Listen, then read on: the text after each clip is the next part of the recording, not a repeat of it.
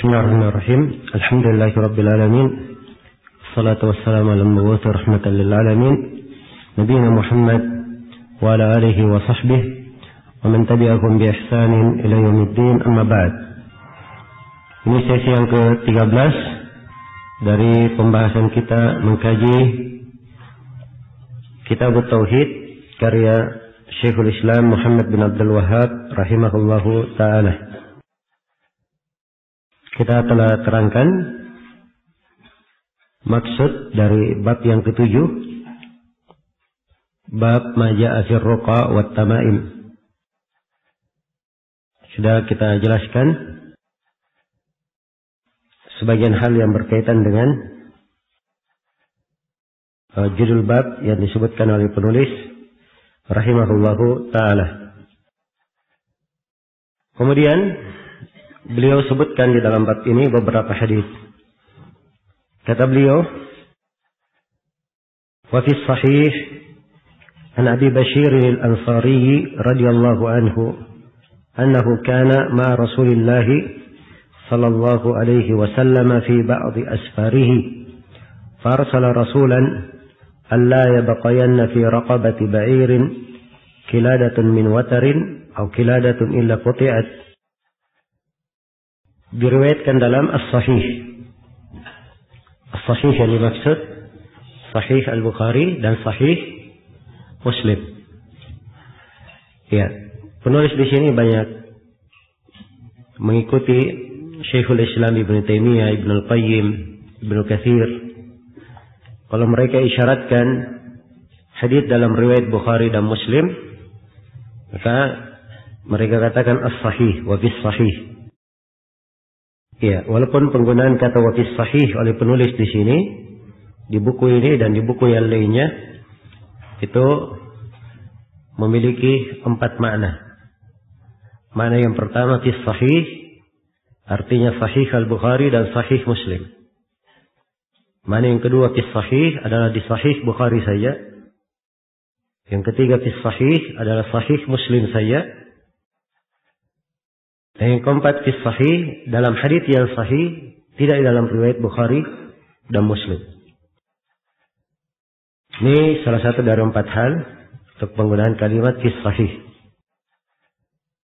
Kata beliau rahimahullah, an Abi Bashir al-Ansari radhiyallahu anhu, dari Abu Bashir al-Ansari radhiyallahu anhu. Dia sahabat, tidak diketahui namanya, hanya disebut dengan Abu Bashir al-Ansari. Beliau ikut perang Khandaq radhiyallahu anhu. Beliau berkata bahwa beliau pernah bersama Rasulullah sallallahu alaihi wasallam dalam salah satu perjalanan Rasulullah. Farsala rasulan, lalu Rasulullah sallallahu alaihi wasallam mengutus seorang utusan. Untuk apa diutus? Adalah untuk mengumumkan, untuk memaklumkan. Alla yabqayanna fi raqabati ba'irin kiladatun min watarin aw kiladatun illa quti'at. Tidak boleh ada kalung dari tali busur atau kalung apapun pada leher unta kecuali harus diputus. Kiladah itu artinya suatu yang digantung. Ya, biasanya digantung di leher unta. Tapi riwayat yang satunya lagi, kiladatun secara umum. Ya, jadi semua kiladah umum ya, apakah dari tali busur, min watarin dari tali busur, maupun tali secara umum.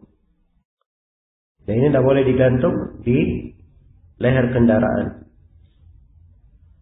Ini sama ya dengan apa yang biasa digantung di mobil-mobil. Sekarang digantung di situ tasbih. Kalau dia gantung tasbih di mobil tersebut, maka di sini di istifsal, ditanya apa maksudnya. Kalau maksudnya menolak bahaya, maka ini dihitung kepada apa? Syirik asghar. Bagaimana dalam pembahasan ini? Tapi kalau maksudnya cuma hiasan saja, maka itu hal yang makruh, karena kadang menyerupai hal yang diyakini oleh sebagian orang. Dan dari penjagaan terhadap tauhid ditutup segala pintu yang mengarah ke sana. Jadi ini penjelasan beberapa kalimat yang terkandung di dalam hadis.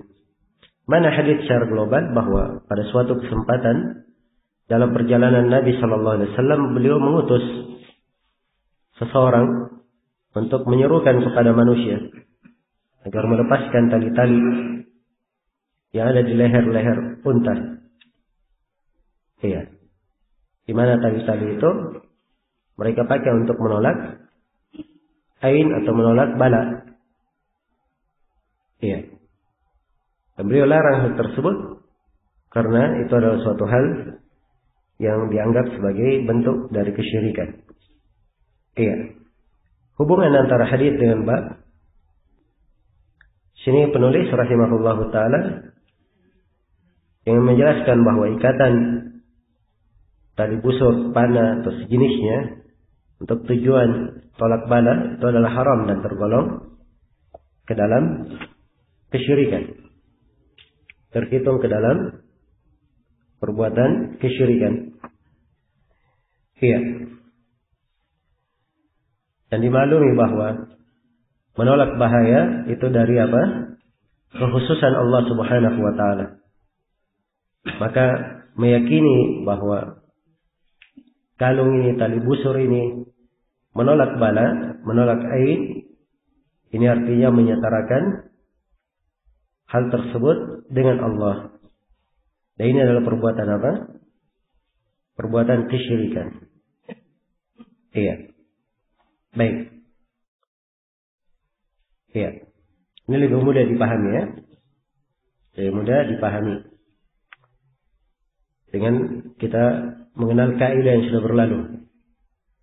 Bahwa setiap penyandaran kepada sebab yang tersebut tidak disyariatkan dan juga tidak ada dalam ketentuan sebab pada ria, maka bersandar di atasnya adalah meyakininya sebagai sebab adalah apa? Syirik asghar. Ini masuk di dalamnya. Ya, di dalam hadis ini terdapat pelajaran-pelajaran yang berharga. Iya. Yang pertama disebut di halaman 99 bahwa menggantungkan bekas tali busur panah untuk tolak bala masuk dalam hukum tamimah, jimat yang dilarang. Karena itu diperintah oleh Nabi Sallallahu Alaihi Wasallam untuk memotongnya. Yang kedua, dari faedah dalam hadis menghilangkan kemungkaran. Dan ini adalah sifat orang-orang yang beriman. Ya, saling melarang dari hal yang mungkar. Dan yang ketiga, menyampaikan perkara kepada manusia yang bisa menjaga akidah mereka. Ya, kalau itu diperlukan maka diterangkan. Nah, dan terdapat di dalam hadis perbaikan dari dalam, dan memperbaiki dari dalam itu lebih penting. Perhatikan ya, Nabi Sallallahu Alaihi Wasallam terhadap para sahabatnya beliau lebih serius untuk memperbaiki, lebih serius untuk memperhatikan. Dan ini berbeda dengan kebanyakan orang di sekarang ini. Ya, yang penting kamu mendukungnya, ikut dalam barisannya. Orang yang suka kepadanya sudah dibiarkan saja, walaupun ada kemungkaran padanya. Adapun Rasulullah Sallallahu Alaihi Wasallam, karena memang maksud kebersamaan untuk membangun ibadah, maka apabila terjadi hal yang mungkar, perkara yang perlu beliau perbaiki, maka beliau umumkan di tengah para sahabatnya. Iya.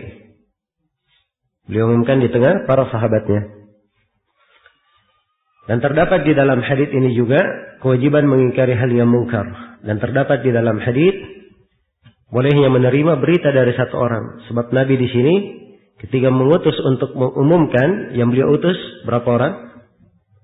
Cuma satu orang saja, rasulan. Lafaz mufrad. Dan juga di dalam hadits terdapat kebatilan meyakini manfaat pada kalung-kalung, jimat-jimat dalam bentuk apapun. Iya. Dan juga di dalam hadits bahwa seorang imam boleh mengirim utusan pada perkara-perkara yang merupakan tugasnya. Jadi tidak mesti untuk mengingkari kemungkaran dia sendiri yang datang mengingkarinya. Tapi boleh dia utus utusan. Dan ini dari siasat syar'i. Dari siasat syar'iyah. Ada di dalam sirah Rasulullah sallallahu alaihi wasallam. Iya. Baik. Dan terdapat bahwa seorang pemimpin hendaknya memperhatikan ya keadaan yang dia pimpin. Sebab itu tanggung jawabnya. Dia jaga sesuai dengan apa yang ditentukan oleh syariat. Kalau ada hal yang haram mereka lakukan, dia larang. Mereka bergampangan dalam meninggalkan kewajiban, dia ingatkan. Dia ingatkan hal tersebut. Iya. Baik.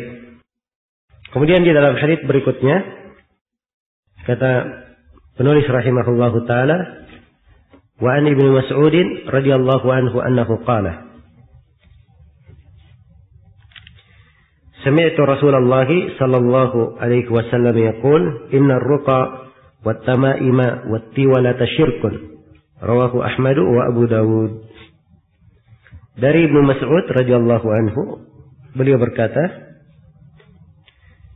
aku mendengar Rasulullah sallallahu alaihi wasallam bersabda,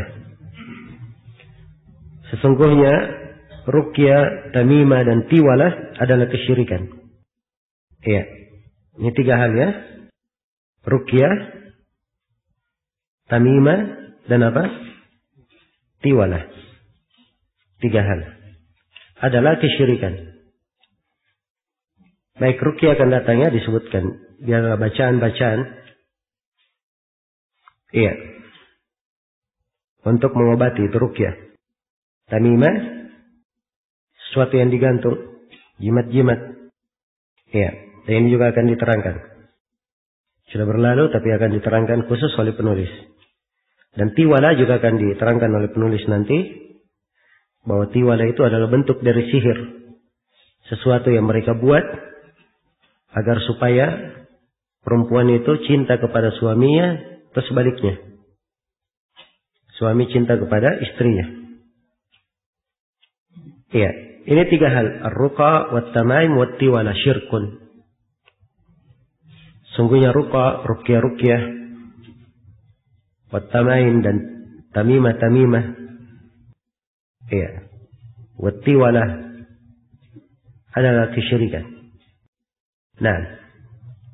Dan kalimat ruqa di sini ini umum. Tapi ini disebut di kalangan para ulama dengan nama uridu bihi al-khusus. Dia umum, tetapi yang dimaksud dengannya adalah hal yang khusus. Yaitu ruqyah yang mengandung pelanggaran syariat. Iya. Adapun ruqyah yang dibenarkan oleh syariat, tidak ada masalah seorang meruqyah dengan hal yang apa? Dibenarkan oleh syariat. Iya. Tidak masalah seorang meruqyah dengan hal yang dibenarkan oleh syariat. Nah itu Rasulullah sallallahu alaihi wasallam bersabda dalam hadis yang diriwayatkan oleh Imam Muslim, "Iradu alayya ruqakum, la ba'sa bir-ruqa ma lam takun syirkan." Kata Rasulullah sallallahu alaihi wasallam, perlihatkan kepadaku ruqyah-ruqyah kalian. Tidak apa-apa dengan ruqyah yang tidak mengandung kesyirikan. Jadi ketika para sahabat masuk Islam, mereka punya banyak ruqyah dahulu di masa jahiliyah. Dan ruqyah-ruqyah tersebut oleh Nabi, beliau katakan, tunjukkan kepadaku ruqyah-ruqyah kalian. Tunjukkan kepadaku ruqyah-ruqyah kalian. Tidak apa-apa dengan ruqyah yang tidak ada kesyirikan di dalamnya. Jadi menunjukkan bahwa seluruh ruqyah itu tidak dikatakan tidak boleh. Tapi ada ruqyah yang tidak diperbolehkan. Yaitu ruqyah yang apa? Mengandung kesyirikan. Karena itu As-Suyuti rahimahullahu ta'ala menyebutkan bahwa ruqyah adalah hal yang disyariatkan apabila terpenuhi padanya 3 syarat. Ruqyah adalah hal yang disyariatkan kalau terpenuhi padanya apa? 3 syarat. Yang pertama, bahwa ruqyah tersebut dengan kalam Allah. Iya. Atau dengan nama-nama Allah, sifat-sifatnya. Atau dengan doa kepada Allah, perlindungan kepadanya. Ini syarat yang pertama. Iya. Syarat yang kedua, ruqyah itu harus dengan lisan yang dipahami. Harus dengan hal yang dipahami. Perkara yang dipahami. Dan sebagian ulama mensyaratkan bahasa Arab. Harus dipahami.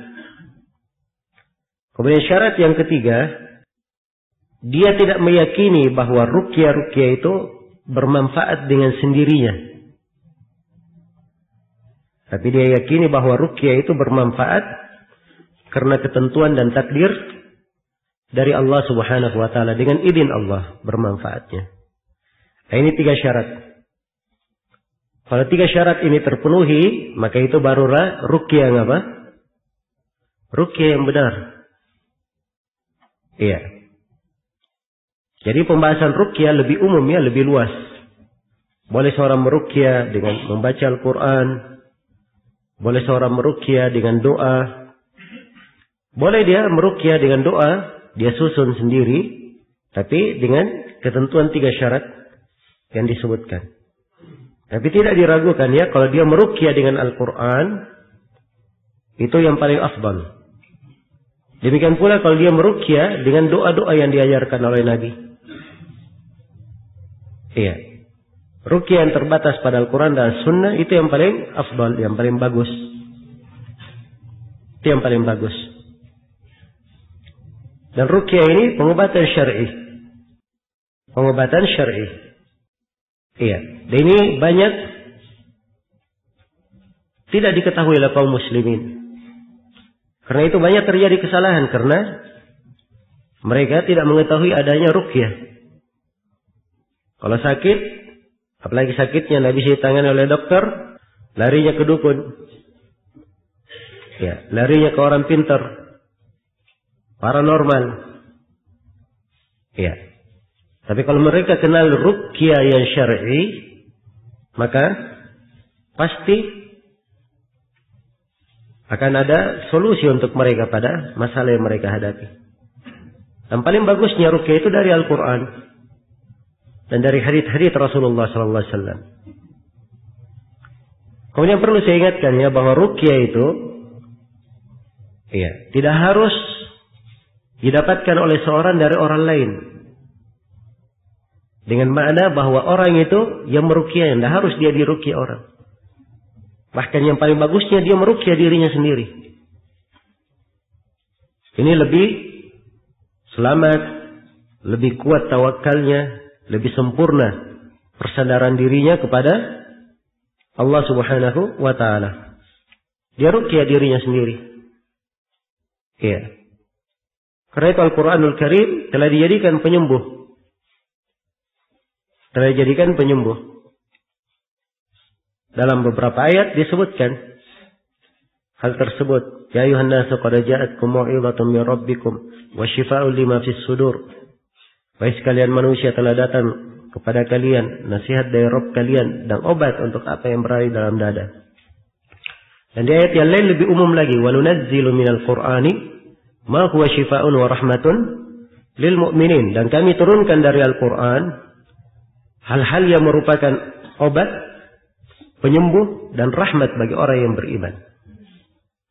Iya. Karena itu Ibnu Al-Qayyim rahimahullahu taala sebutkan bahwa salah satu bentuk dari meninggalkan Al-Quran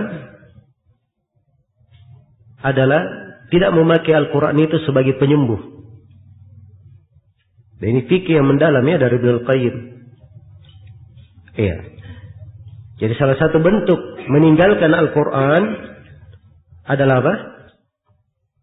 Tidak menggunakan Al-Quran sebagai penyembuh. Ya. Dan beliau sebutkan meninggalkan Al-Quran itu ada 5 bentuk. Salah satunya ia tidak menggunakan Al-Quran sebagai apa? Penyembuh. Dan ini masuk dalam celaan yang disebutkan di dalam ayat, wa qala ar-rasulu ya rabbi inna qaumi ittakhadhu hadzal qur'ana mahjura. Dan berkata Rasul, Nabi berdoa, wahai Rabbku, sesungguhnya kaumku menjadikan Al-Quran ini sebagai hal yang ditinggalkan, yang dihijrai. Dia menghajar Al-Quran. Iya, salah satu bentuk menghajar, meninggalkan Al-Quran, tidak dia pakai sebagai apa? Sebagai penyembuh. Iya. Padahal di dalam Al-Quran terdapat penyembuhan yang luar biasa. Penyembuhan yang luar biasa. Nah, dan ini dari hal yang sangat indah yang hendaknya diperhatikan ya oleh orang-orang yang bertauhid. Nah, baik. Jadi ini bentuk dari ruqyah yang disyariatkan. Dan sebagian manusia keliru dalam banyak masalah tentang ruqyah ini. Ya, dan demikianlah syaitan ya, kalau ada hal-hal yang disyariatkan, dia berusaha masuk untuk menyesatkan orang di dalam hal yang disyariatkan itu. Iya. Di antara perkara modern sekarang ini yang tidak pernah terjadi sebelumnya, ada klinik-klinik ruqyah. Iya. Klinik ruqyah. Nah, dan ini dari perkara yang tidak pernah terjadi di kalangan as-salaf. Perkara yang membuka banyak kejelekan. Iya, sehingga dijadikan ruqyah sebagai profesi. Kemudian dengan adanya penamaan klinik, yaitu namanya undangan untuk orang-orang datang kemana? Ke situ minta diruqyah. Padahal dari kesempurnaan tauhid apa? Wala yastarqun, mereka tidak minta diruqyah. Itu dari kesempurnaan tauhid. Iya. Karena itu para ulama kita memfatwakan tentang ketidakbolehan hal tersebut, dan itu termasuk perkara bid'ah. Ya, dan memang yang menekuni hal-hal yang seperti itu sekarang cuman orang-orang yang ya tidak benar apa? Ilmu syar'inya. Iya. Baik. Jadi ini tentang ruqyah. Wat tamaim jamak dari tamimah ya. Wat tiwala. Semuanya disebutkan di sini adalah syirkun. Semuanya dinamakan sebagai kesyirikan. Baik. Mana hadis secara global bahwa Rasulullah SAW mengabarkan ya tentang menggunakan hal-hal tersebut, ruqyah, tamimah, tiwala, untuk tujuan menolak bahaya, mendapatkan manfaat dari selain Allah, tergolong sebagai kesyirikan kepada Allah. Karena tidak ada yang berkuasa untuk menolak bahaya dan mendatangkan kebaikan kecuali Allah. Iya, maka hadits ini adalah larangan untuk hal tersebut. Hubungan hadits ini dengan bab pembahasan, ya, hadits ini menegaskan bahwa menggunakan hal-hal tersebut termasuk kesyirikan yang merusak tauhid. Karena terang ya, Nabi berkata apa? Syirkun. Ya, dan ini dari kedetailan penulis ya, beliau bawakan di sini haditsnya pernyataan bahwa ini syirik. Di bab sebelumnya beliau terangkan apa sebabnya dia dianggap sebagai syirik. Karena dia menyatarakan Allah dengan sebab-sebab ini atau dengan perkara-perkara ini, ruqyah, tamimah dan selainnya, dalam hal yang merupakan kekhususan Allah, yaitu di dalam menolak apa? Menolak bahaya, menolak bala. Itu hak khusus bagi Allah. Siapa yang mempersekutukan Allah dalam hal itu, maka itu adalah kesyirikan. Baik. Di dalam hadis terdapat beberapa pelajaran. Yang pertama, faedah hadis anjuran untuk menjaga akidah dari hal-hal yang bisa merusak akidah. Meskipun hal tersebut banyak dikerjakan oleh manusia. Iya. Ini dipetik oleh Syekh di sini karena beliau hubungkan dengan sebab hadis ya, berkaitan dengan kisah Ibnu Mas'ud bersama istrinya.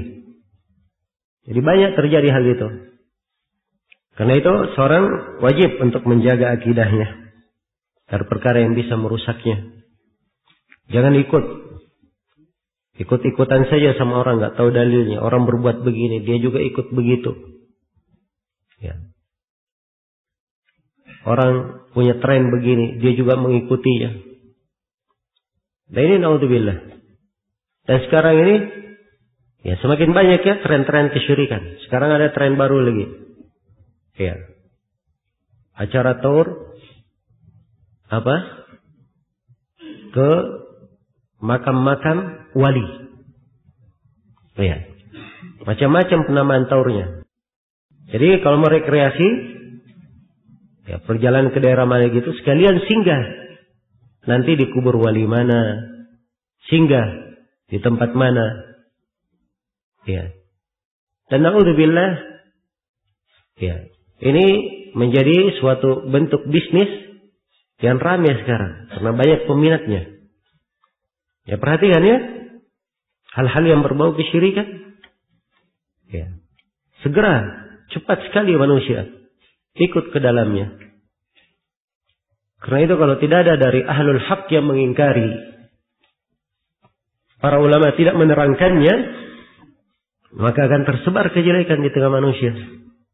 Dan di sini pentingnya dakwah di jalan Allah dan mempelajari ilmu syar'i, menanamkan ilmu syar'i kepada manusia. Iya. Kemudian yang kedua, keharaman menggunakan hal-hal tersebut. 3 hal yang disebut dalam hadits ya, ruqyah, apa lagi? Tamimah dan tiwala, 3 hal. Ketiga, bahwa 3 perkara tersebut disebut dalam hadits adalah kesyirikan tanpa pengecualian. Jadi semuanya disebut apa? Syirik. Iya. Nah, disebutkan sebagai kesyirikan. Berkaitan dengan ruqyah telah kita sebutkan rincian di dalam hal tersebut. Dan juga di dalam hadits ini terdapat pengharaman ruqyah. Bahwa ruqyah ini adalah syirik. Tapi telah kita terangkan ya, kecuali ruqyah yang apa?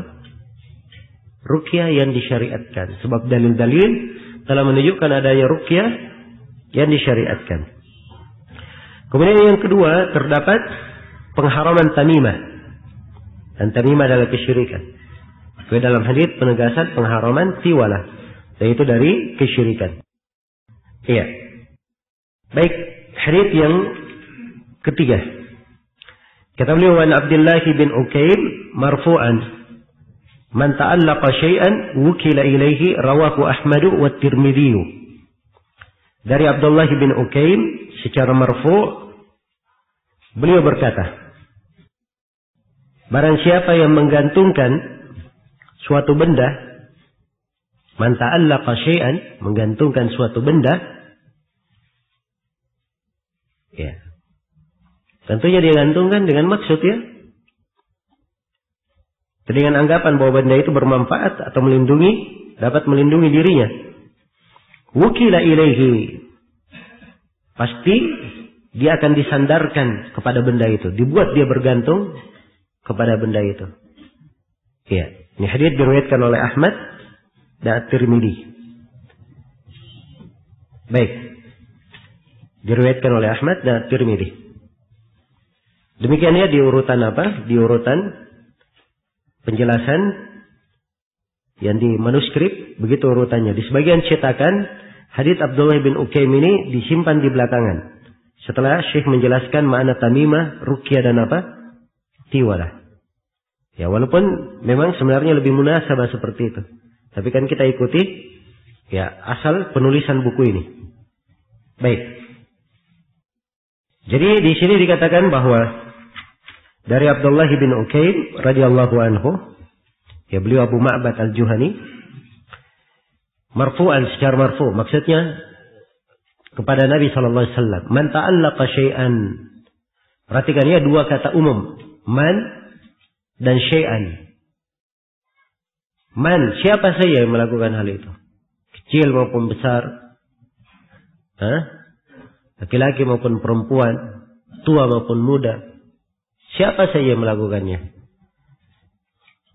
Man ta'allaqa syai'an, siapa yang menggantungkan sesuatu. Wukila ilaih, sesuatu di sini juga umum. Sesuatu apa saja. Iya. Apakah bergantung kepada makhluk, bergantung kepada benda, bergantung kepada pepohonan, bergantung kepada bebatuan, bergantung kepada hewan-hewan. Apa saja dia bergantung kepadanya, maka dia akan disandarkan kepada hal tersebut. Wukila ilaihi, diserahkan kepada hal tersebut. Nah, ini sudah adab yang sangat besar ya. Sebab kalau dikatakan si hamba disandarkan kepada sesuatu, bukan lagi masuk di dalam lindungan Allah, kira-kira ada kebaikan baginya? Hah? Ada yang bisa hidup di luar rahmat Allah? Tidak ada ya. Ini pembahasan untuk besarnya apa? Kejelekan di dalam hal tersebut. Iya. Dia mau kemana kalau disandarkan kepada hal itu? Di mana dia mau berpijak? Bumi-bumi Allah. Di mana dia mau berteduh? Sedangkan langit adalah langitnya siapa? Langitnya Allah. Iya. Dia mau hirup udara dari mana? Mau dapat rahmat apa?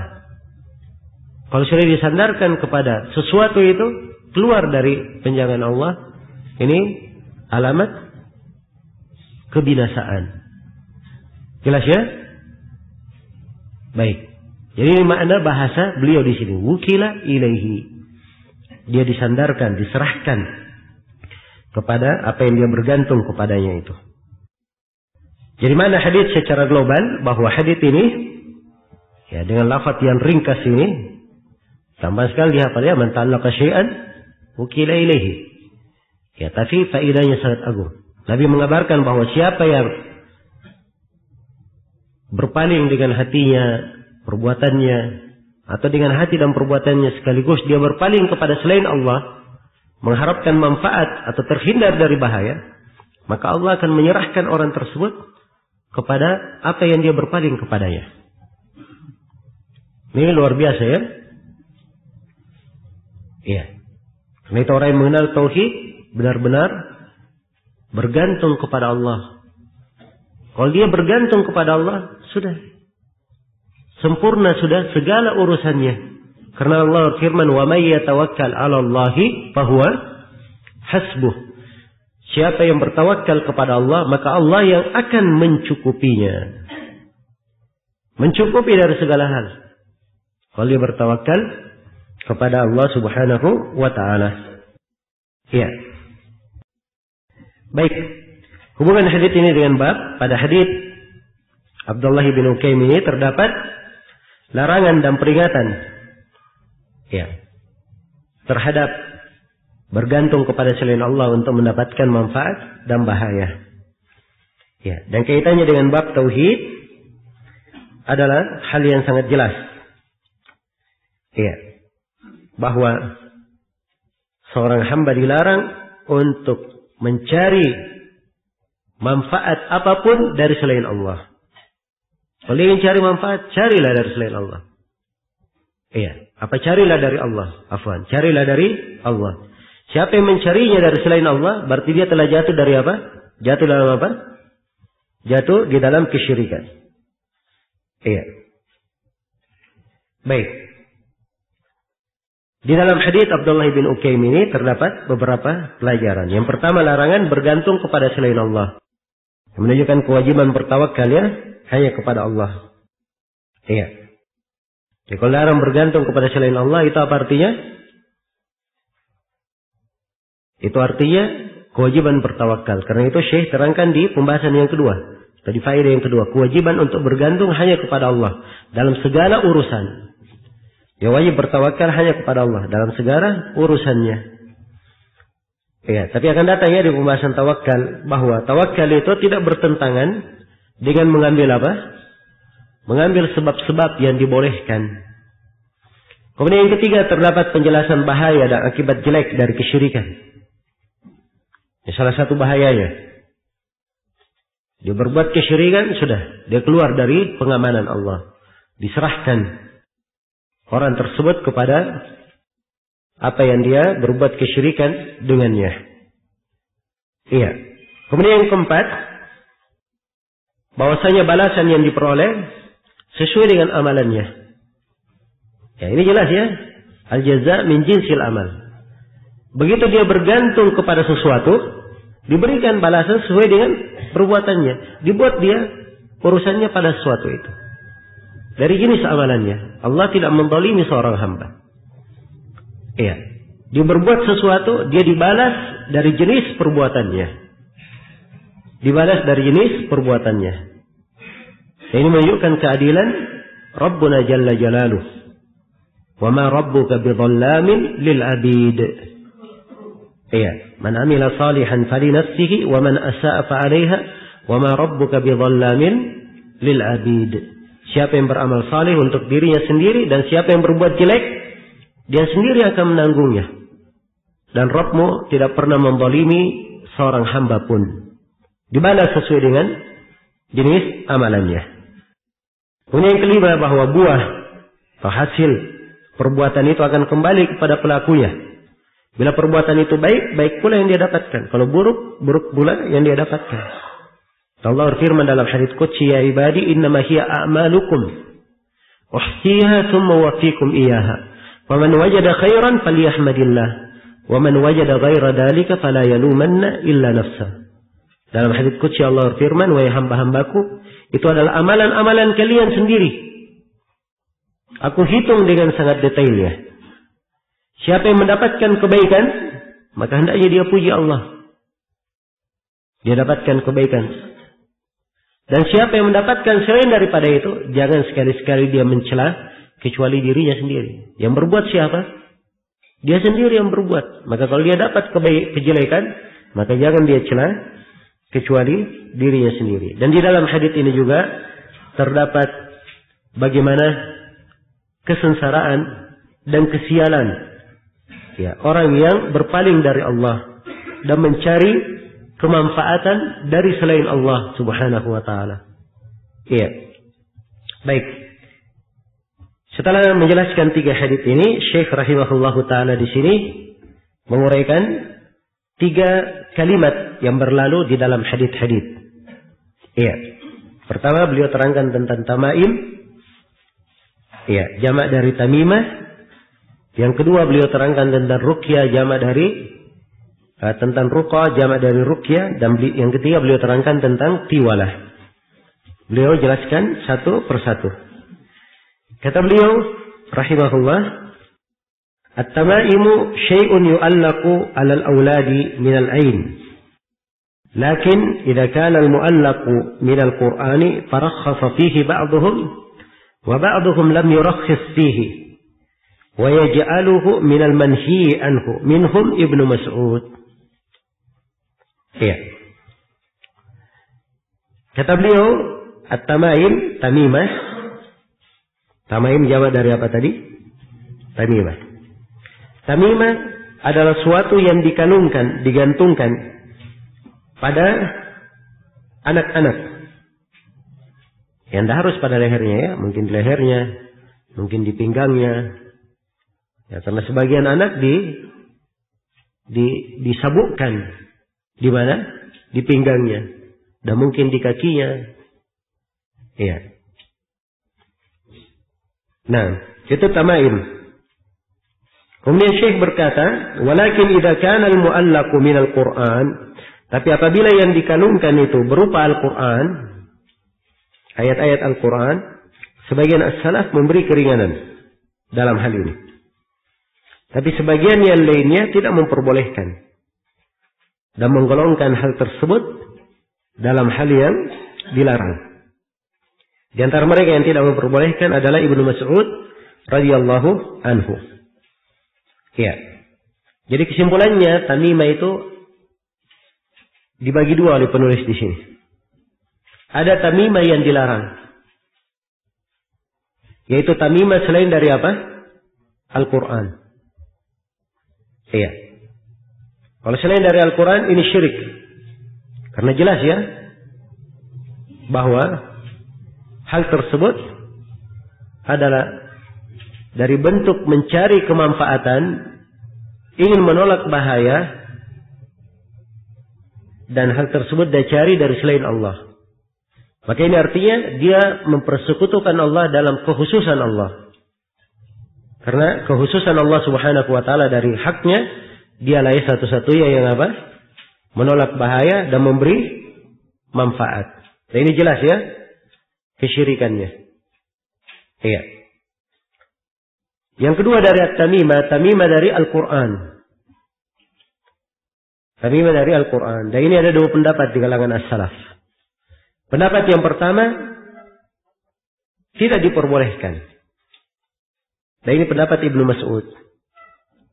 Iya.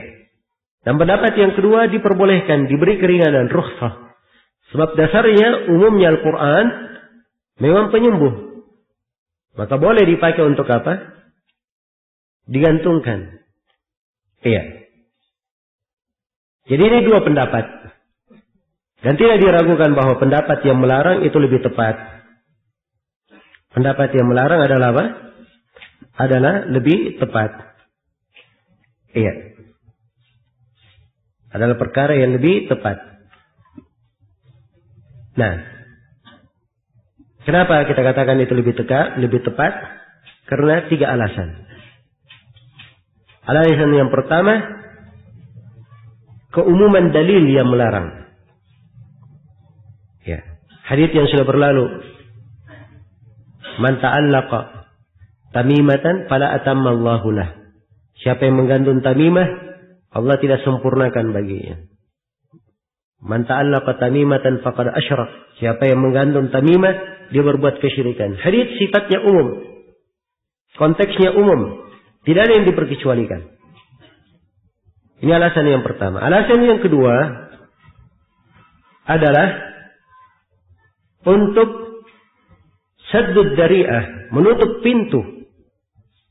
Dimaklumi ya bahwa di pembahasan tauhid ditutup segala pintu yang mengantar kepada kesyirikan. Jadi mungkin saja hari ini seorang menggantung jimat-jimat dari Al-Quran. Karena seringnya dilihat pakai Al-Quran, dia gantung Al-Quran. Ya. Kemudian ditawarkan jimat selain dari Al-Quran, dia gantung juga. Karena dianggap asalnya menggantung boleh. Akhirnya jatuhlah di dalam apa? Kesyirikan. Ya, karena itu harus ditutup semua pintu yang mengantar ke sana. Kemudian yang ketiga, alasan yang ketiga kenapa tidak boleh? Sebab ini akan menghadapkan Al-Quran itu untuk diremehkan. Iya. Jadi dia pakai kemana-mana, sudah berkeringat lah. Nanti dia pakai jalan. Belum lagi kalau terjadi suatu jatuh Al-Qurannya. Belum lagi kalau masuk WC dia lupa. Dia ikut masuk ke dalam WC. Ini akan menyebabkan apa? Menyebabkan dia tidak menghormati dari ayat-ayat Allah. Maka ini tiga alasan yang menyebabkan pendapat pelarangan itu lebih diterima. Baik, tiga alasan itu disebut ya di Taisir Al-Azizul Hamid. Dan disebut di Fathul Majid. Baik. Selesai sudah pembahasan tentang tamimah. Ya, tapi ya, tamimah dari Al-Quran tidak sama ya dengan yang selainnya. Dan dikatakan bahwa dia syirik. Karena ada syubhat di situ. Ya. Di mana Al-Quranul Karim secara umum adalah apa? Penyembuh. Ya. Tapi dikatakan bahwa tidak boleh menggantung sesuatu dari Al-Quran. Demikian. Dengan tiga alasan yang kita sebutkan tadi. Kemudian berikutnya, kata penulis rahimahullah, warruqa hiya allati tusamma al-azaim wa khaffa minhu ad-dalil ma qala min asy-syirk.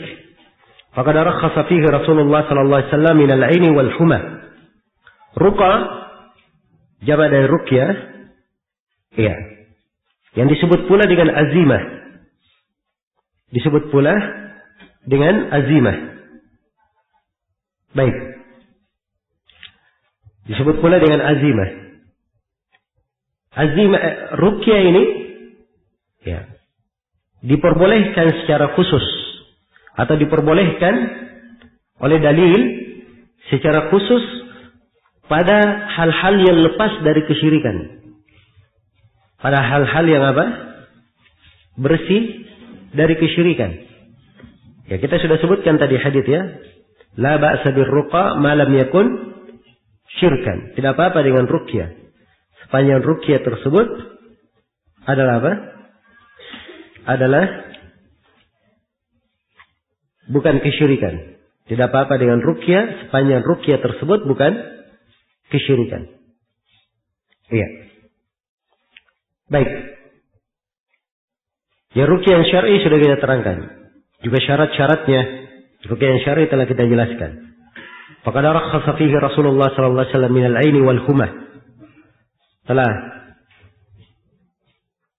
Rasulullah sallallahu alaihi wasallam telah berikan keringanan pada hal tersebut dari penyakit ain dan sengatan kalajengking. Boleh ya untuk diruqyah. Dan itu obat yang sangat apa? Sangat mujarab sekali. Ya, disebutkan dalam riwayat Bukhari dan Muslim ya, kisah seorang sahabat yang meruqyah kepala suku, kepala suatu desa. Nah, jadi para sahabat ini mereka melewati sebuah desa. Ya, umumnya kebiasaan orang Arab kalau lewat suatu tempat, mereka minta kepada penduduk tempat itu supaya dijamu. Sebab orang Arab memang mengenal apa? Memuliakan tamu.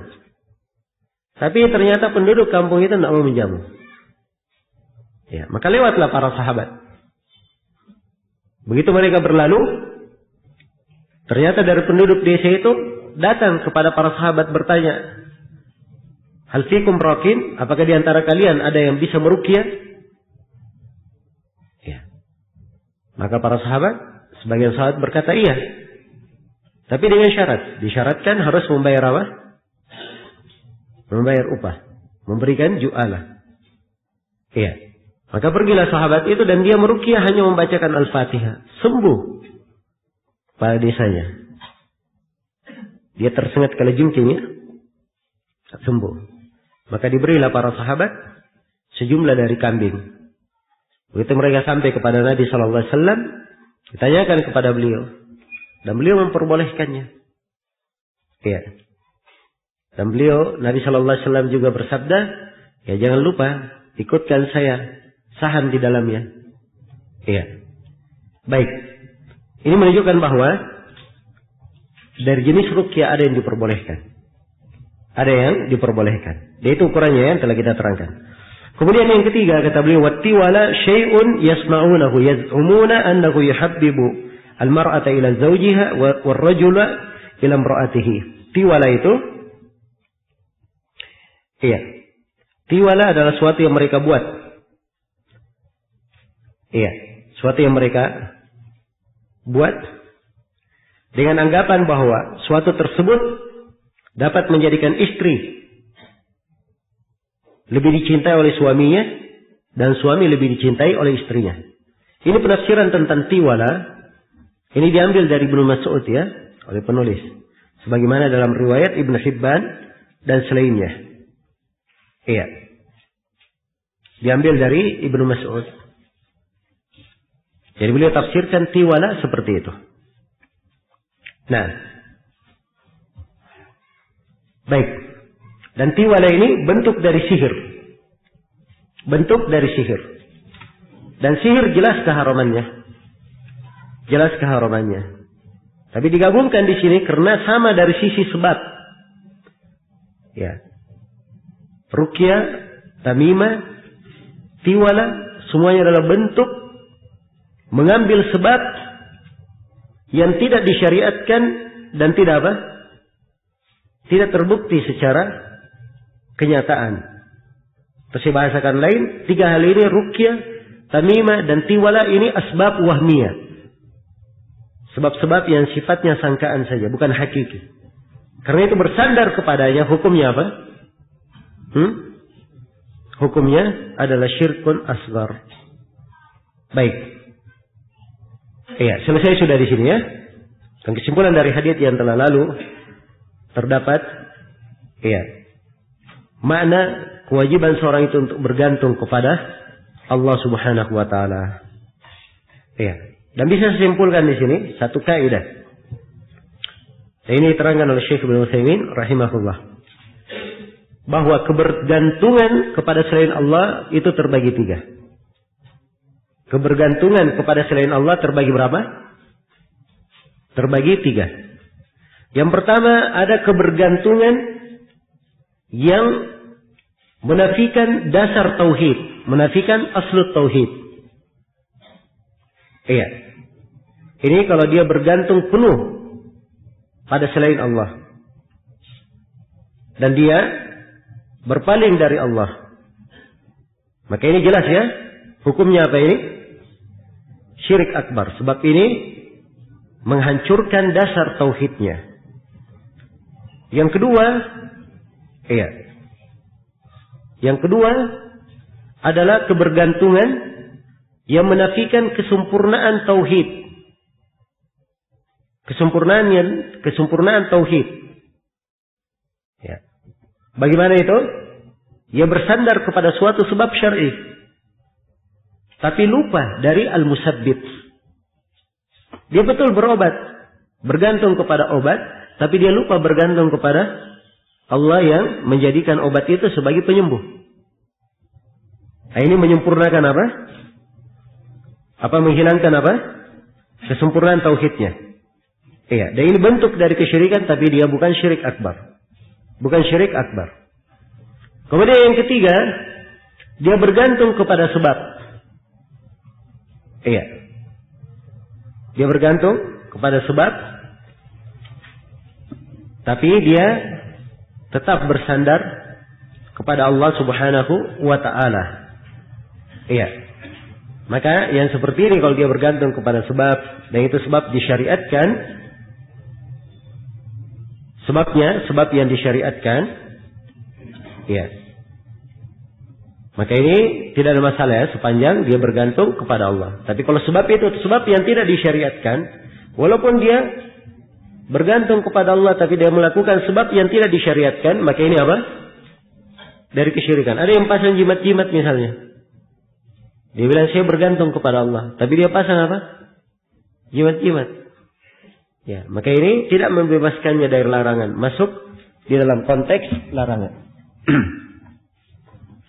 Baik. Kemudian hadits yang terakhir yang disebut oleh penulis rahimahullahu taala di sini, kata Syekh rahimahullahu taala, warawal Imam Ahmad an Ruwayfi annahu qala, an Ruwayfi radhiyallahu anhu annahu qala, qala li Rasulullah sallallahu alaihi wasallam, ya Ruwayfi, lalla al-hayata satatulu bika, fa akhbirin nasa أن من أقد لحيته أو تقلد وترا أو استنجى برجيع دابة أو عظم فإن محمدا بريء منه. Ya, diriwayatkan oleh Imam Ahmad dari Ruwayfi bin Thabit Al-Ansari. Beliau berkata, Rasulullah sallallahu alaihi wasallam bersabda. Iya, atau Rasulullah berkata kepadaku, ya Ruwayfi, wahai Ruwayfi, la'alla al-hayata satatulu bika, barangkali kehidupan akan menjadi panjang bagimu. Engkau akan berumur panjang, maksudnya begitu ya. Dan ini tanda dari tanda kenabian Nabi. Sebab memang Ruwayfi setelah itu, ya, beliau berumur panjang. Nah, beliau meninggal pada tahun 56 Hijriah. Fa'akhbirin nas, kabarkan kepada manusia, anna man aqada lihyatahu, bahwa siapa yang menggelung jenggotnya, ya jenggot diikat, ya itu digelung namanya, diikat jenggotnya,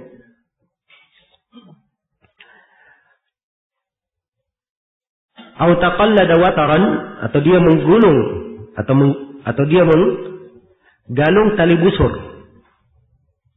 Iya. Taqallada wataran, memakai galung dari tali busur.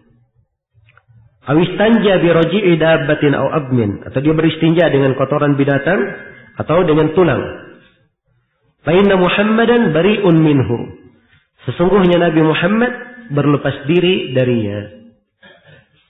Ya, ini hadits Ruwaifi radhiyallahu anhu. Ya, di dalam sanadnya ada Muhammad bin Abdurrahman bin Abi Layla, dan dia dhaiful hadits. Lemah ya dari sisi riwayat, hanya saja hadits ini maknanya benar. Bisa dihasankan karena ada pendukungnya.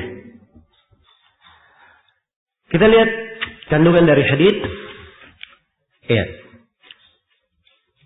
Mana hadits ini secara global bahwa Rasulullah mengabarkan kepada sahabat beliau Ruwaifi bahwa Ruwaifi ini akan berumur panjang. Sehingga Rasulullah berpesan kepada Ruwaifi, sampaikan kepada manusia tentang hal jenggot. Ya, tidak boleh digelung. Ya. Dan ini dilakukan oleh orang Arab ya. Kadang mereka melakukannya untuk menyombongkan diri. Ya. Dan itu biasanya mereka lakukan di peperangan. Jelas ya? Hingga hari ini dilakukan oleh orang-orang kufar. Dilakukan oleh orang-orang kufar. Dan menjadi musibah, sebagian dari anak-anak kaum muslimin ikut-ikut melakukan hal itu. Nah, ya, kadang terlihat ya, masya Allah, anak muda sekarang sudah pelihara jenggot, ya, sudah tumbuh jenggotnya. Tapi kalau sudah panjang, digulung, diikat. Ya, pertama memelihara jenggot bukan karena syar'i, bukan karena mengikuti sunnah, tapi karena ingin digulung. Yang kedua, begitu ada jenggotnya, dia malah tasyabbuh dengan orang kafir dari sisi lainnya. Iya. Dan ini semuanya dari keahlian syaitan menyesatkan apa? Orang-orang. Baik. Jadi Ruwaifi diperintah untuk menegur orang yang seperti itu. Atau ya orang-orang yang menjadikan tali busur sebagai kalung di lehernya atau di hewan peliharaannya. Ini juga diperingatkan. Demikian pula orang yang beristinja menggunakan roji hewan, menggunakan kotoran hewan. Kalau kamu dapati 3 orang ini, sampaikan kepada mereka bahwa Nabi Muhammad berlepas diri dari mereka. Ini besarnya ancamannya, karena Nabi berlepas diri dari mereka. Hubungan hadits ini dengan bab sangat jelas ya, bahwa di dalam hadits dilarang menggunakan kalung dari tali busur untuk menolak bahaya. Hal tersebut tergolong dari perbuatan kesyirikan. Iya. Karena tidak ada yang mampu menolak bahaya kecuali siapa? Kecuali Allah. Itu dari kekhususan Allah. Baik. Fawaid hadits, yang pertama hadits ini menunjukkan salah satu tanda kenabian. Sebab umur Ruwaifi dipanjangkan sampai beliau meninggal pada tahun 56 Hijriah. Yang kedua, kewajiban untuk mengabarkan kepada manusia tentang hal-hal yang diperintah kepada mereka dan hal-hal yang dilarang terhadap mereka. Apa saja larangannya? Perintahnya apa saja? Apakah perintah yang wajib? Ya. Larangan dari dosa-dosa yang dilarang. Yang ketiga, pensyariatan untuk memuliakan dan membiarkan jenggot.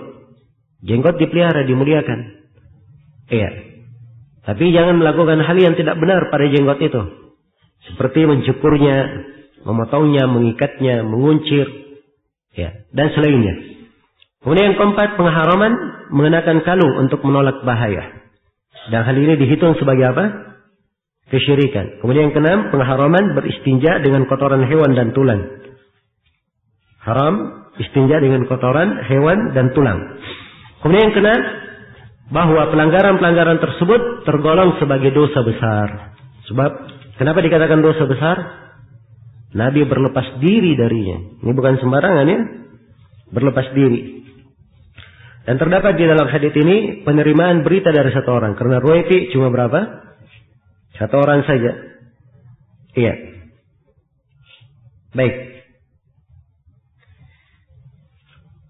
Jadi sekali lagi saya tekankannya penekanan di dalam hadits. Bahwa hadits ini penekanannya adalah menjelaskan haramnya menggantung kalung dari tali di lehernya sendiri atau di leher kendaraannya untuk menolak bahaya, menolak bala. Sebab itu adalah bentuk dari apa? Itu bentuk dari kesyirikan. Iya. Kemudian riwayat berikutnya di ini beberapa asar ya. Hadits sudah selesai. Sekarang dibawakan 2 asar di sini oleh penulis dari as-salaf untuk menerangkan. Kata beliau Sa'id bin Jubairin annahu qala man qata'a tamimatan min insanin kana ka'adli raqabah. Rawahu Waki'. Dari Sa'id bin Jubair beliau berkata, barang siapa yang memutus suatu tamimah dari seseorang, tindakannya itu sama dengan memerdekakan seorang budak. Dikeluarkan oleh Waki'. Ya, ini ucapan dari Sa'id bin Jubair. Ya. Rahimahullahu ta'ala. Adalah penjelasan ya tentang keutamaan. Ya. Menghindarkan seseorang itu dari kesyirikan. Menghindarkan seseorang dari kesyirikan. Ya. Dan dianggap di sini oleh Sa'id bin Jubair itu bagaikan membebaskan budak. Sebab budak dibebaskan, dia bebas. Ya, adapun ini pembebasan yang lebih hakiki. Sebab kalau dia bebas dari kesyirikan, itu hakikatnya adalah apa? Hakikat kebebasan. Iya. Adapun kalau seorang terbelenggu dalam kesyirikan, dia tidak bebas namanya. Karena itu kata Ibnul Qayyim rahimahullahu ta'ala, harabu minar rikil ladhi khuliqu lahu, fabulu birikil anfusi wasyaitani. Mereka lari dari perbudakan yang mereka dicipta karenanya. Ya, perbudakan yang dimaksud di sini oleh Ibnul Qayyim dicipta karenanya, yaitulah ibadah kepada Allah, tauhid. Mereka lari dari tauhid, apa yang terjadi? Mereka pun menjadi budak dirinya sendiri atau menjadi budak syaitan. Iya. Jadi memang hidup ini penghambaan ya. Ya, kalau dia tidak menghamba kepada Allah, berarti dia menghamba kepada selain Allah Subhanahu wa ta'ala. Baik. Iya. Jadi siapa yang memutus tamimah dari seorang manusia, maka dia seperti membebaskan seorang budak. Iya. Nah, hal-hal yang seperti ini memutuskan, ada orang pakai jimat, dia tarik, dia putuskan. Ini wewenang siapa? Wewenang orang yang memiliki kekuasaan. Kalau yang melakukannya anggota keluarganya dia putus, tidak ada masalah. Dia memang memiliki kekuasaan di mana? Di rumahnya. Tapi kalau dia jalan di jalan, dia ketemu orang di jalan, ya. Pakai jimat-jimat dia kejar, ya. Kemudian dia putus, ya. Dia tidak dibebani dengan hal yang seperti itu. Sebab itu bukan tugasnya. Ya. Kalau menegur, iya, itu amar ma'ruf nahi munkar, menegur, menjelaskan. Tapi kalau berbuat dengan tangan, itu bukan ya hal yang seorang ditugaskan. Itu tugas orang yang memiliki kekuatan merubah dengan tangan. Maksudnya di sini adalah pemerintah. Baik. Apakah dia presidennya atau gubernurnya atau qadhinya atau polisinya yang memang punya wewenang di dalam hal tersebut. Iya.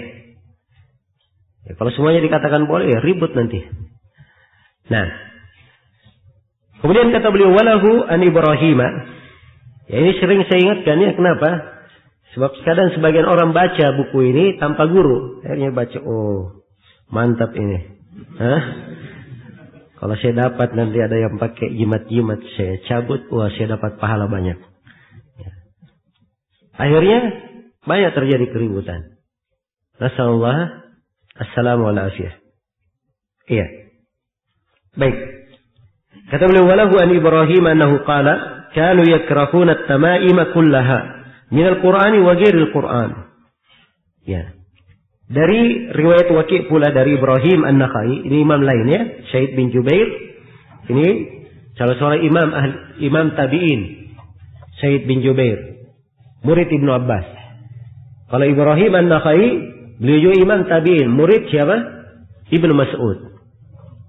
Ibrahim An-Nakhai berkata, "Kanu yakrahuna at-tama'ima kullaha min al-Qur'ani wa ghairi al-Qur'an." Mereka, maksudnya para as-salaf dari sahabat, ya, dari sahabat Ibnu Mas'ud. Sebab ini Ibrahim An-Nakhai murid Ibnu Mas'ud ya. Mereka membenci segala jenis tamimah, baik itu berupa ayat-ayat Al-Quran maupun selain ayat-ayat Al-Quran. Iya. Dan ini sudah berlalu ya, kita terangkan bahwa yang benarnya memang seperti itu. Dan Syekh rahimahullah mendatangkan asar dari Ibrahim An-Nakha'i ini saja tidak beliau bawakan pendukung untuk pendapat yang kedua, karena memang Syekh hanya menguatkan pendapat ini. Jelas ya?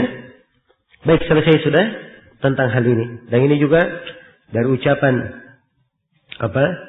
Ibrahim An-Nakha'i di sini terlihat ya semangat as-salaf untuk menjaga diri mereka, keluarga mereka dari hal-hal yang membahayakan akidah mereka. Ya, mereka punya semangat, punya perhatian menjaga diri dan keluarga dari hal-hal yang membahayakan akidah mereka. Baik. Fihi masail. Ya, terakhir pembahasan tentang masail di dalam kitab ini. Kata beliau fihi masail, di dalamnya terdapat masail. Beberapa pembahasan.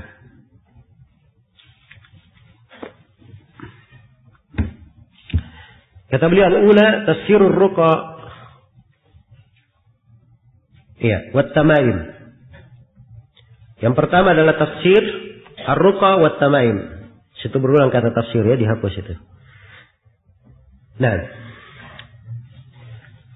tafsirur ruqa atau wa tafsirut tamaim, dua, tafsir ruqyah dan tafsir tamaim. Yang kedua, tafsirut tiwalah. Sudah diterangkan ya, tafsirur ruqa terbagi dua, ruqyah terbagi berapa? Dua. Ada ruqyah yang disyariatkan dan ada ruqyah yang dilarang. Yang disyariatkan tadi berapa syarat? 3 syarat. Yang pertama, dia berasal dari kalamullah, dari nama-nama, dari sifatnya, ya doa, isti'adah dari Allah. Yang kedua, dengan bahasa yang dipahami. Dan saya katakan sebagian ulama mensyaratkan apa? Bahasa Arab. Yang ketiga, meyakini bahwa ruqyah ini tidak bermanfaat dengan sendirinya, tapi bermanfaat dengan apa? Dengan izin Allah Subhanahu wa taala. Baik. Kemudian yang kedua, as-tsaniyah tafsirut tiwalah. Apa tafsir tiwalah? Bahwa tiwalah itu suatu bentuk dari sihir. Dibuat untuk apa? Membuat suami cinta kepada istrinya, atau sebaliknya istri cinta kepada suaminya. Dan ini tidak berkaitan dengan suami istri saja sebenarnya, tapi berkaitan dengan dua orang yang berbeda jenis. Iya. Yang ketiga, as-salitsah anna hadhihi tsalatsa kullaha min asy-syirki min ghairi istithna.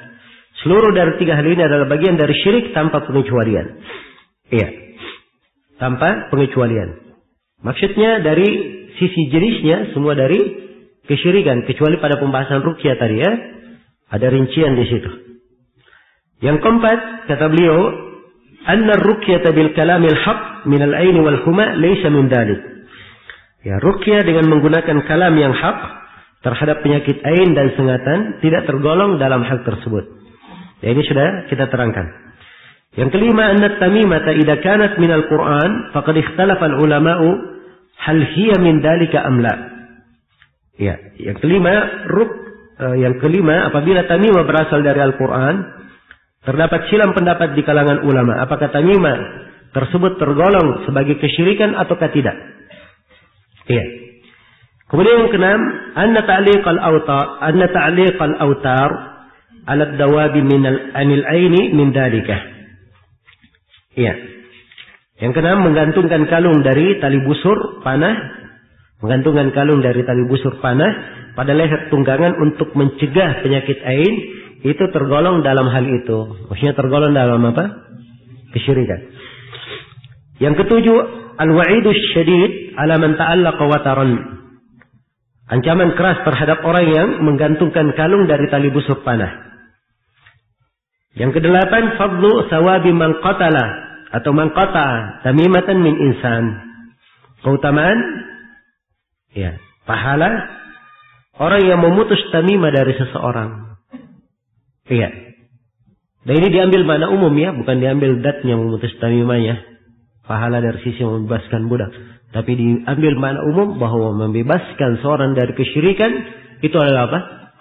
Amalan yang sangat berharga. Seperti membebaskan orang tersebut dari api neraka. Nah, yang kedelapan, baik itu yang kedelapan ya. Yang kesembilan, anna kalam Ibrahim la yukhalifu ma taqaddama min al-ikhtilaf, lianna muradahu ashabu Abdullah bin Mas'ud. Bahwa perkataan Ibrahim, yaitu An-Nakhai, tidak menyelisihi silam pendapat sebelumnya. Ya, karena Ibrahim berkata mereka ya, seakan-akan semua sahabat dan tabi'in. Tapi mereka yang dimaksud oleh Ibrahim An-Nakhai, maksudnya Ibrahim, maksudnya murid-murid Ibnu Mas'ud saja. Baik, selesai sudah bab ini. Kita pindah ke bab berikutnya. Iya. Berkata penulis rahimahullahu ta'ala, babu man tabarraka bi syajaratin aw hajarin aw nahwihima. Bab orang yang mengharap berkah kepada pohon, batu dan sejenisnya. Iya. Ini pembahasan tentang mengharapkan berkah. Iya. Kepada pohon, batu dan sejenisnya. Syekh rahimahullahu ta'ala masih di dalam posisi apa? Menjelaskan perkara-perkara yang bisa membahayakan tauhid dari bentuk-bentuk kesyirikan. Agar supaya seorang apabila mengenal kesyirikan tersebut akan sempurna tauhidnya. Iya. Ini masuk dalam rangkaian beliau menafsirkan tauhid. Dalam rangkaian menafsirkan tauhid. Bab man tabarraka. Siapa yang mengharap berkah. Ya, tabarrak dari kata baraka. Dan kata birka itu, ya, baraka itu artinya banyak kebaikannya, tetapnya kebaikan pada sesuatu. Diambil dari kata birka. Birka itu tempat berkumpulnya air. Iya. Tempat berkumpulnya air. Ya, terdapat di dalamnya dua hal. Airnya banyak dan airnya tetap berada di situ. Nah, itulah keberkahan. Maksudnya kalau dikatakan berkah, sesuatu itu berberkah, maksudnya kebaikan sesuatu itu banyak. Dan tetap kebaikan pada sesuatu itu. Nah, itu dikatakan berkah. Jelas ya? Kalau dikatakan hartanya berberkah, ya, maka hartanya walaupun sedikit, tapi bisa mencukupinya. Nah, itu berberkah namanya. Jelas ya? Kalau dikatakan seorang ini mubarak, maka dia dengan ilmunya, dengan kebaikan yang dia miliki, bisa diberi manfaat untuk orang lain. Nah, itu namanya mubarak. Berberkah. Nah, ini penting ya. Tentang masalah, mencari keberkahan dari Allah Subhanahu wa ta'ala. Ya, sebab umumnya mencari keberkahan itu dituntut dalam kehidupan. Nah, karena itu diingatkan oleh penulis di sini, ada dari bentuk mencari berkah sifatnya apa? Kesyirikan. Sifatnya kesyirikan. Segera jelasin ya, apa yang dimaksud berkah. Ya. Kalau ingin lebih detail lagi, ya, tentang berkah, saya beri contoh ya, antara dua hewan. Satunya hewan berberkah, dan satunya tidak berberkah. Ya. Satunya yang bernama kambing. Yang satunya lagi bernama anjing. Ya. Perhatikan berkah dari kambing ini. Kalau saya pesan 1000 kambing kepada pengembala kambing, mampu dia datangkan 1000 kambing. Tapi coba tanya kepada orang yang pelihara anjing, datangkan 1000 anjing. Bisa dia datangkan? Padahal kalau lahiran, anjing anaknya berapa? Banyak anaknya anjing. Ya. Bisa sampai 10 anaknya anjing.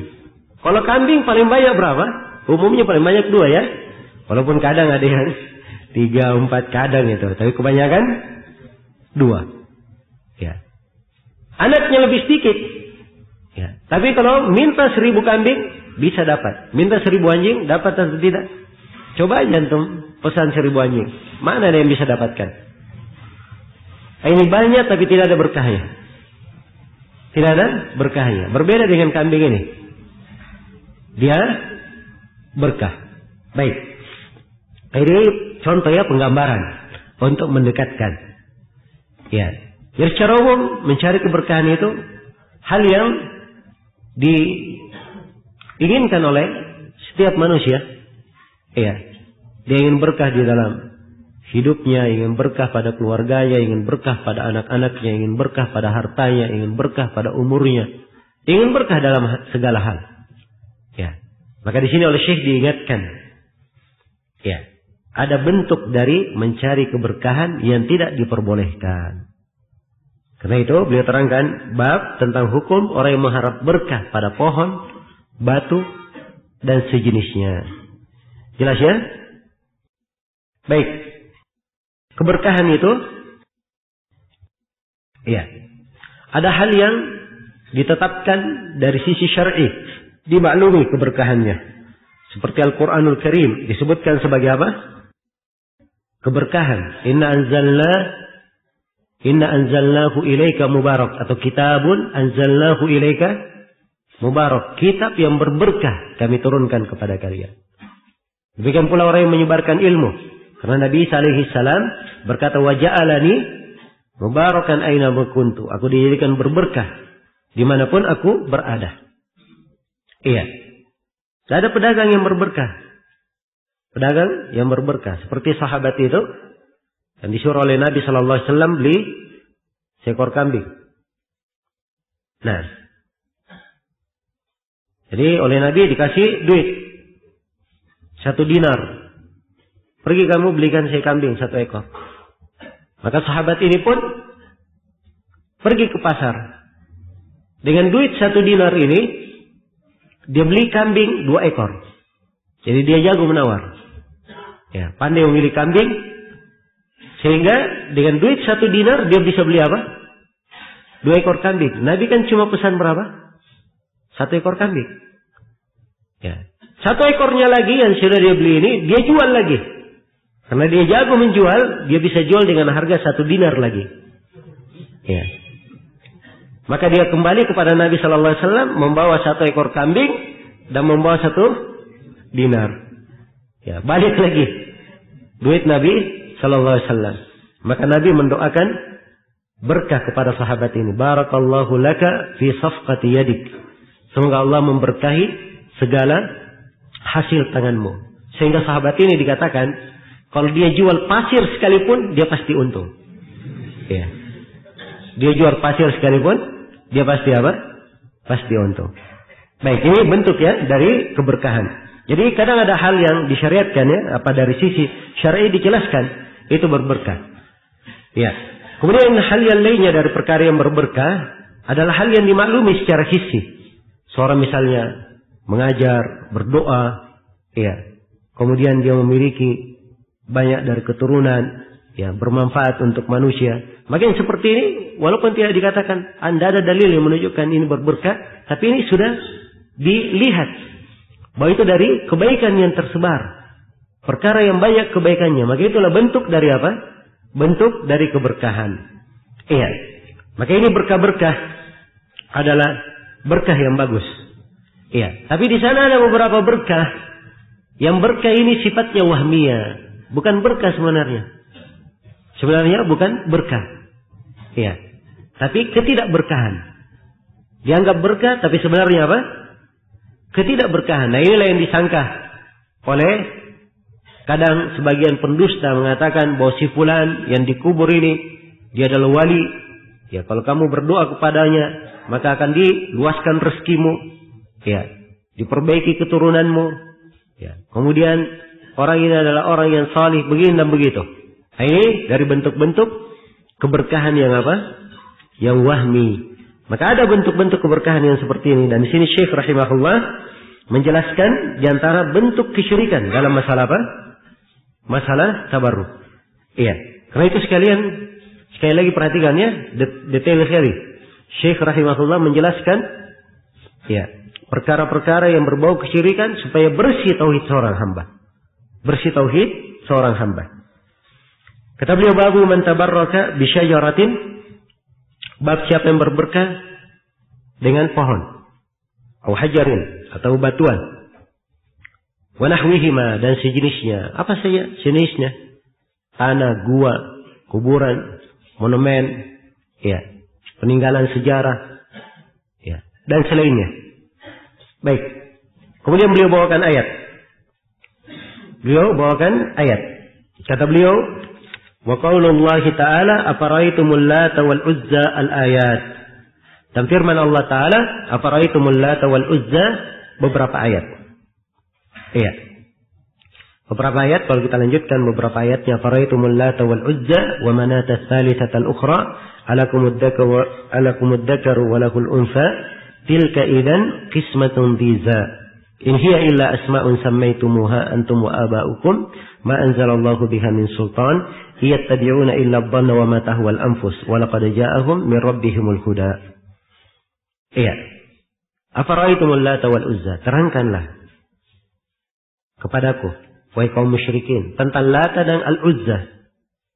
Wa manata tsalitsatal ukhra, dan Manah yang ketiga dan yang terakhir. Alakumud dzakaru wa lahul unsa, apakah pantas anak laki-laki untuk kalian sedangkan anak perempuan untuk Allah? Ini kaum musyrikin ya, mereka katakan anak laki-laki untuk mereka, adapun para malaikat itu anak perempuannya siapa? Allah. Ya naudzubillah, ta'ala Allahu amma yaquluna uluwan kabira. Ya, tilka idzan qismatun diza. Yang demikian itu ya, tentunya adalah pembagian yang tidak adil. Ya. In hiya illa asma'un sammaitumuha. Itu tiada lain hanya nama-nama yang kalian ada-adakan. Wa aba'ukum, kalian dan ayah-ayah kalian mengada-adakannya. Iya.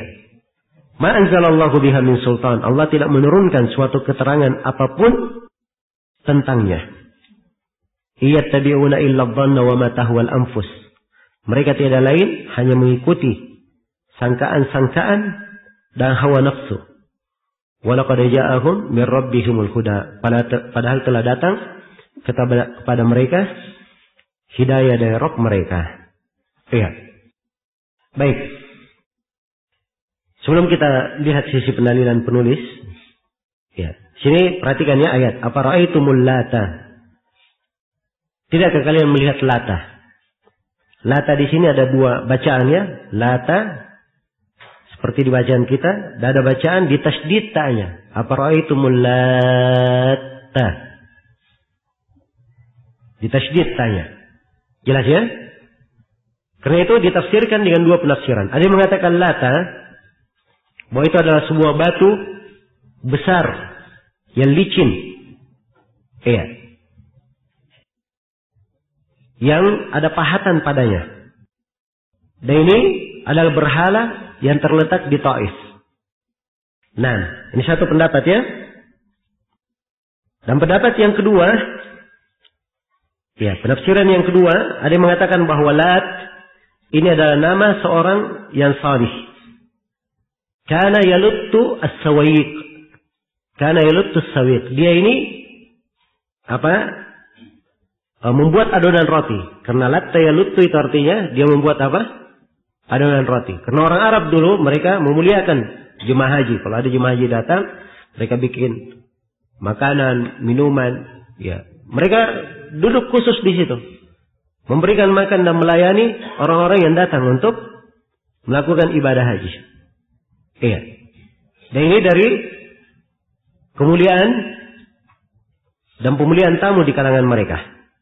Di kalangan mereka. Maka Lata ini orang salih. Dia kerjanya seperti itu. Begitu dia meninggal, iya, maka orang-orang pun beriktikaf di atas kuburannya. Jelas ya? Baik.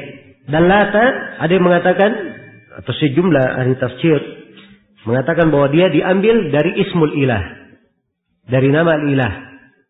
Iya. Dan ini dihitung dalam bentuk ilhad terhadap Asmaul Husna. Wal Uzza, ya, ada yang mengatakan bahwa Uzza diambil dari Al-Aziz. Dan Uzza ini, ya, Uzza ini adalah nama suatu berhala yang berupa pohon samur. Iya. Pohon samur yang dia ini dikelilingi, di sekelilingnya dibuat bangunan dan diberi kelambu. Terletak antara Mekah dan apa? Mekah dan Taif. Iya. Ini diibadahi dulu oleh Bani Quraisy dan Bani Kinanah. Ini Al-Uzza. Al-Manah, jadi Al-Uzza itu mereka sebut dari kata Al-Aziz. Al-Manah adalah suatu berhala yang berupa patung yang berbentuk manusia. Iya, dan ini berada di Mushallal. Di Kuwait antara Mekah dan Madinah. Dan itu berhalanya orang-orang Khuza'ah, Aus, Khazraj. Ya, dan mereka melakukan ihlal dulu di musim haji dari situ. Nah, baik, sebenarnya ini 3 hal inti pendalilannya. Satunya 2 berhala dari bebatuan dan 1 berhala lagi dari apa? Pepohonan. Ya. Karena itu mencari berkah dari pepohonan dan apa? Bebatuan. Perhatikan ya, tajam sekali sisi-sisi pendalilan penulis. Alakumud dzakar wa lahul unsa. Iya, apakah kalian merasa pantas memiliki anak laki-laki sedangkan Allah hanya pantas memiliki anak perempuan? Tilka idan qismatun dhiza. Itu pembagian kalian, pembagian yang semena-mena. Pembagian yang batil. In hiya illa asma'un sammaitumuha. Itu nama-nama Lat, Uzza, Mana. Sekedar penamaan yang kalian namakan. Untuk dari diri-diri kalian. Kalian tidak mempunyai sultan, hujjah keterangan tentang hal itu. Ya, kalian hanya bersandar kepada abban, sandaran prasangka saja. Ya. Nah, wa ma tahwal anfus, dan mengikuti keinginan hawa nafsu. Ya, adapun yang mendapat hidayah, mereka hanya mengikuti apa yang datang dari Rabb mereka. Baik. Jadi mana ayat-ayat ini secara global bahwa Allah meminta hujjah kepada kaum musyrikin tentang peribadatan mereka kepada benda yang tidak berakal. Ya, 3 berhala mereka. Apa yang kalian dapatkan dari berhala-berhala itu? Ya. Lata, Al-Uzza, dan Manah. Dan Allah juga mencela kecurangan mereka dalam pembagian. Ya, mereka sucikan diri mereka tidak punya anak perempuan, sedangkan mereka jadikan hal tersebut untuk Allah. Iya. Baik. Maka ini teguran yang sangat keras ya. Maka pada ayat ini hubungan antara ayat-ayat dengan bab. Pada ayat terdapat pengharaman mencari berkah kepada pepohonan, bebatuan. Ya, dan digolongkan hal tersebut sebagai kesyirikan. Sebab Allah tidak pernah menurunkan argumen tentang hal itu. Iya. Jelas ya? Dan lebih spesifik lagi untuk sisi pendalilannya, ya, dari ibadah kaum musyrikin kepada benda-benda ini, kepada berhala-berhala ini, bebatuan dan pepohonan itu tadi, ya, mereka beribadah untuk meminta manfaat dan menolak apa? Bahaya. Ya, karena itu diambil darinya kaidah umum, siapa yang mencari berkah pada suatu pohon, kubur, maupun yang lainnya, ya, dengan maksud mengambil manfaat dan menolak bahaya, maka mereka mirip dengan kaum musyrikin dalam hal ini dan ikut disifatkan berbuat kesyirikan. Ini sisi pendalilannya. Baik. Terdapat di dalam ayat ini beberapa pelajaran. Yang pertama, bahwasanya mencari berkah kepada pohon dan batu tergolong sebagai apa? Sebagai kesyirikan. Iya. Kemudian yang kedua, pensyariatan untuk membantah orang-orang musyrikin. Ya, dalam membatalkan kesyirikan mereka. Dalam membatalkan, menjelaskan kebatilan kesyirikan mereka. Serta menetapkan tauhid. Kemudian yang ketiga, iya, bahwa hukum tidaklah ditetapkan kecuali berdasarkan dalil dari syariat yang Allah turunkan. Bukan dengan prasangka, dhon, dan bukan pula dengan hawa nafsu. Tapi harus datang, dibangun di atas dalil. Dan yang keempat, bahwa Allah telah menegakkan hujjah dengan mengutus para rasul dan menurunkan kitab-kitab. Ya, yang disinggung ya di akhir ayat, walaqad ja'ahum min rabbihimul huda. Telah datang kepada mereka petunjuk dari Rabb mereka.